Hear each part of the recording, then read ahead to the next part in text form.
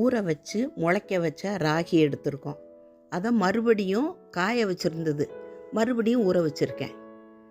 பச்சை பயிறு ஒரு நாள் பூரா ஊற வச்சு முளைக்க வச்சது, அதுவும் 2 நம்ம எடுக்க போகிறோம். இப்போ நான் காட்டியிருக்கிற உலக்கில் சம அளவில் எடுத்துக்க போகிறோம்.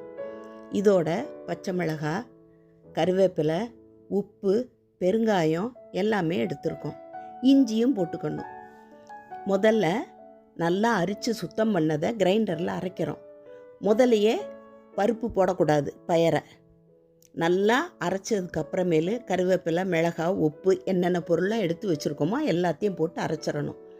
கடைசியில் பச்சை பயிரையும் போட்டுட்டு நைஸாக அரைச்சி எடுத்துட்டோம். அதோட உப்பு சேர்த்து கிண்டிட்டோம். இந்த மாதிரி உப்பு சேர்த்து கிண்டினதை புளிக்கவும் வைக்கலாம், புளிக்க வைக்காமலும் நம்ம செஞ்சுக்கிடலாம். தேவையான அளவு தண்ணி ஊற்றி கரைச்சிட்டோம். கரண்டியை காய வச்சு அதில் எண்ணெய், இதுக்கு கொஞ்சம் ஜாஸ்தியாக தான் ஆகும், 1.5 கரண்டி மாவு எடுத்து ஊற்றுறோம்.